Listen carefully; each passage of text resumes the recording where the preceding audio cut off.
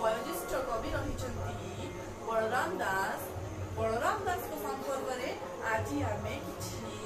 Information को आलोचना करबा देखिबा।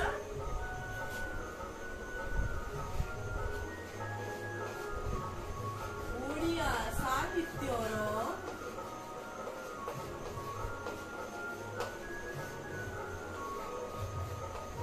पंचसखा युग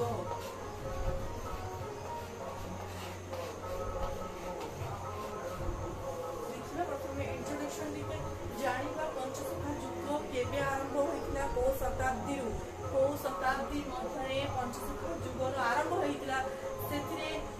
केउ सखा माने रहिथिले ताहाकु पंचसखा युग बोली काहेकि कहा जाए ओडिया साहित्यर एटा बहुत इंपोर्टेंट युग कोन पई ए सब विषय रे प्रथमे ଆମେ किछि तथ्य आलोचना करिबा।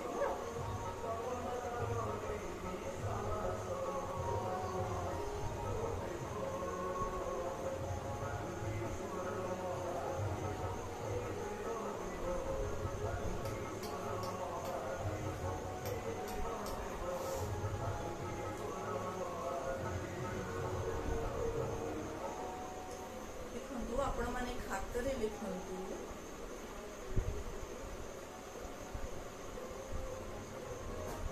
कि ओडिया साहित्यर पंचसखा युग खातरा माने हेडिंग करंतु।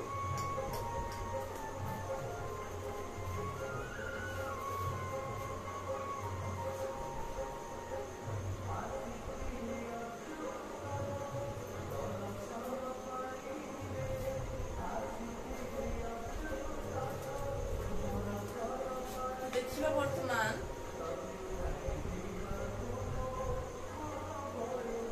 पंचसखा युगर प्रारंभ काल संपर्क रे हैला। देखो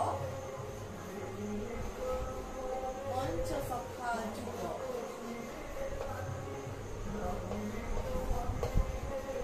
किंबा आमे कहि पारिबा कि आमे कहि पारिबा कि पांच बंधुकर युग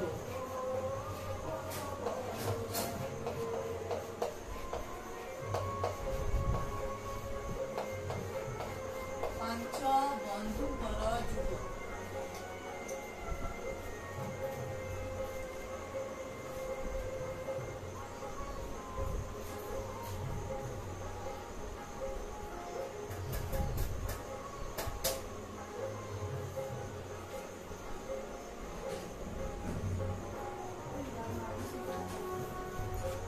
पंचसखा युग बा पांच जन सखाकर युग जहाँ की कौन करछि ओडिया साहित्य युग अटे। ओडिया साहित्यर एक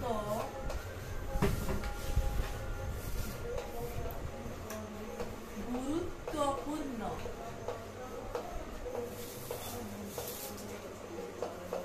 युग कौन आम जानले पंचसखा युग हूँ पांच बंधुकर युग जहाँकि ओडिया साहित्य एक गुरुत्वपूर्ण युग हिसाब से हिसाब कराए जाए जहाँकि 1450 ख्रीष्टाब्दरू 1450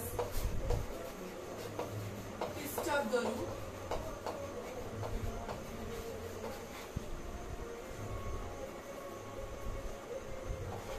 1550 प्रायतः 1550 ख्रीष्टाब्द पर्यंत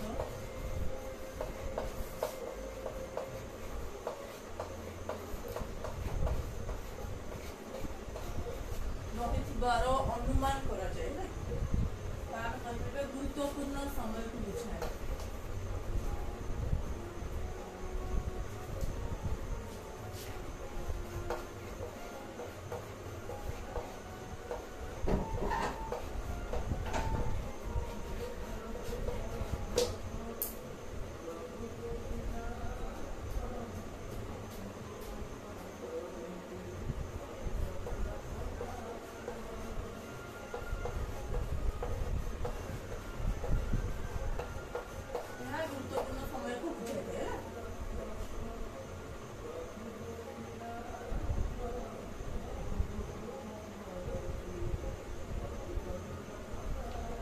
पांच जन प्रमुख कवि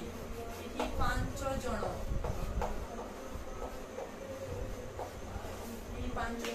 प्रमुख कवि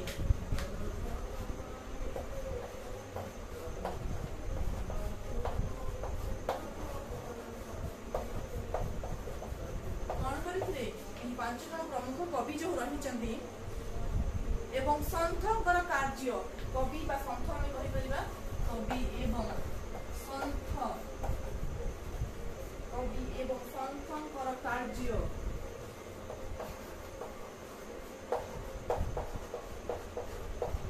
अविस्मरणीय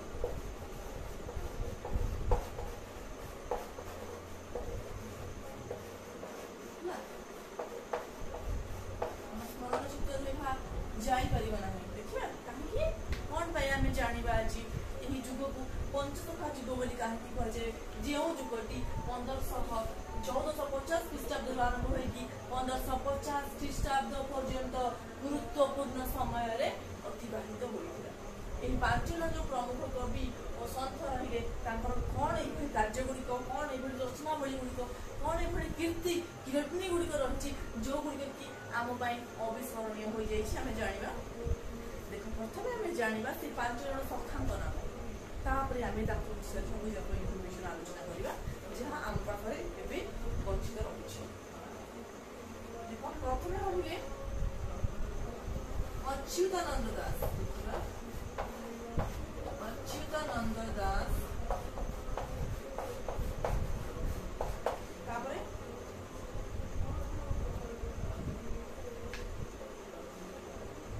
अनंत दास के नाम कहि परिबा शिशु अनंत दास के कहि परिबा जसवंत दास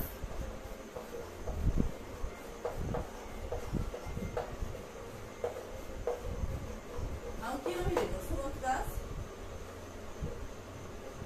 जगन्नाथ दास हमको हमें कहता हूं अति बड़ी जगन्नाथ दास आउ कोन हम जानि से सब देखिले हमें बलराम दास जी सबरे वयोज्येष्ठ था बलराम दास तेबे हमें वर्तमान बोर्ड रे पांच जन सखांक नाम लिखि दैछे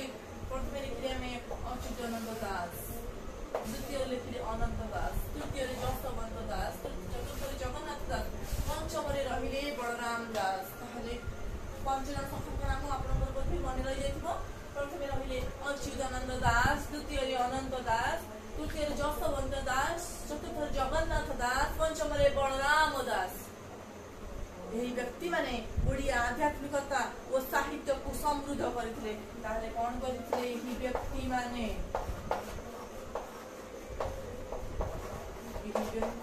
कोन करथिले ओडिया आध्यात्मिकता ओडिया रो आध्यात्मिक जगत ओडिया आध्यात्मिकता स्पिरिचुअल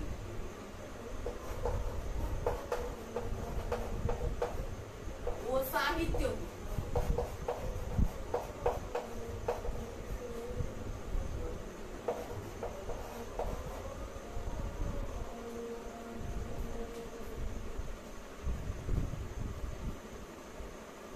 समृद्ध करते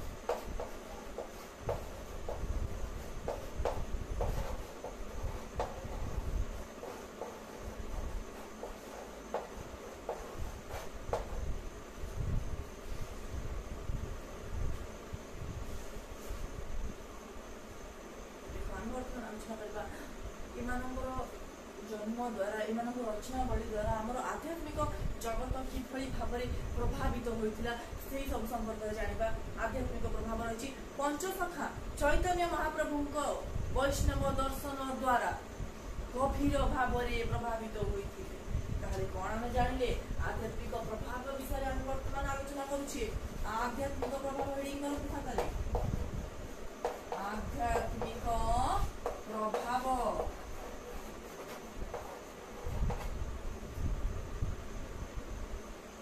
पंचसखा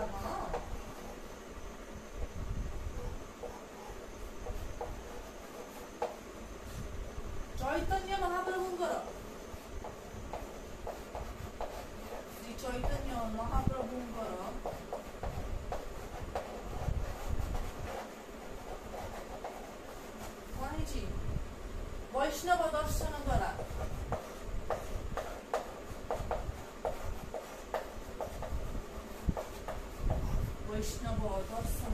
द्वारा कौन होइथिले गभीर भावे प्रभावित होइथिले गभीर भावरे से प्रभावित होइथिले से माने कहा द्वारा प्रभावित होइथिले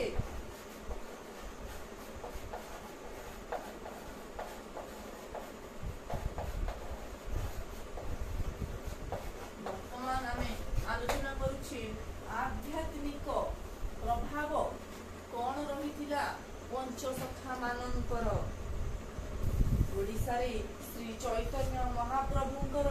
वैष्णव दर्शन द्वारा पंचसखाए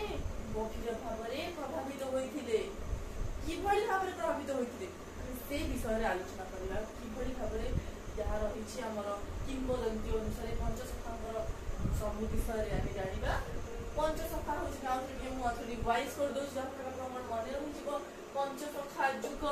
किंबा आमे यहाँ को पांच बंधुंकर जुग बोली कहिथाउ ओडिया साहित्यर एक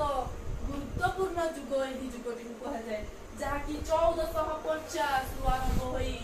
1550 ख्रीष्टाब्द पर्यंत गुरुत्वपूर्ण समय को बुझाई थाए एही पांच जन प्रमुख कवि रहिबे बा संत कहि परिबा सेमानकर कार्य गुडिक बहु अविस्मरणीय बहु माड़ माड़ रचना संभार एही समय एही संत माने रचना कर देथिले अच्युतानंद दास अनंत दास जसवंत दास जगन्नाथ दास बलराम दास एही व्यक्ति माने ओडिया आध्यात्मिकता और साहित्य को समृद्ध करथिले तारे माने कोन कोन करथिले ओडिया रो जो आध्यात्मिकता रहिला सेही परिसर को एवं जो साहित्य रहिला ताकू मध्य उभय को से माने समृद्ध करथिले ओके हम वर्तमान आलोचना करछि आध्यात्मिक प्रभाव संपर्क रे जो पंचसखा चैतन्य महाप्रभुंकर वैष्णव दर्शन द्वारा गभीर भावरे प्रभावित होइथिले तारे कोन हेछि पंचसखा गण चैतन्य महाप्रभुंकर जो वैष्णव दर्शन रहितला ताहा द्वारा से गभीर भावरे प्रभावित होइथिले आउडी के आमे अधिक इन्फॉर्मेशन जानिना था बिषय ता जो आध्यात्मिक प्रभाव रहिछि आपण एगो स्क्रीनशॉट नै आंतु एवं खाता रे नोट लिखि देबे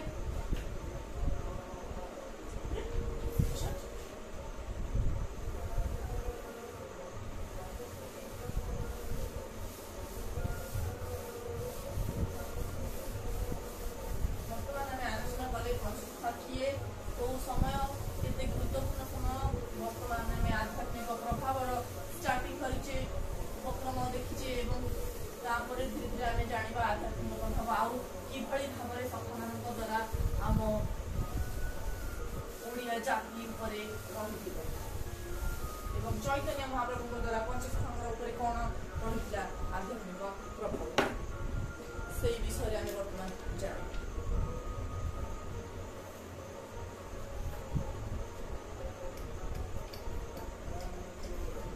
सेमान रचना रे कौन रहुला वर्तमान आमे पढिबा आध्यात्मिक प्रभाव रचना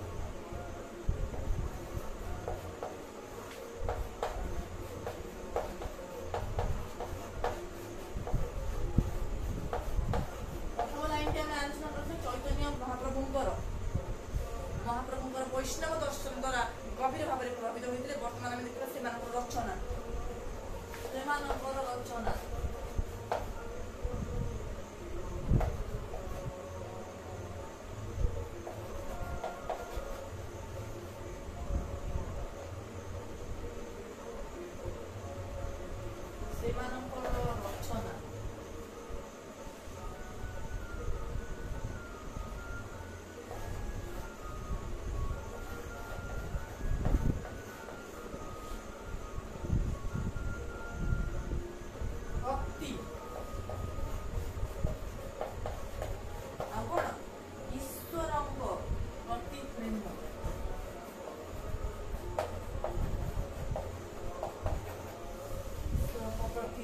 असीम प्रेम रही ईश्वर प्रति असीम प्रेम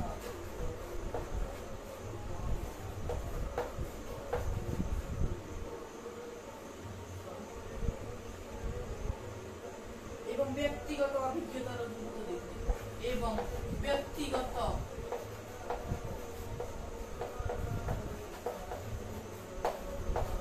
अभिज्ञतार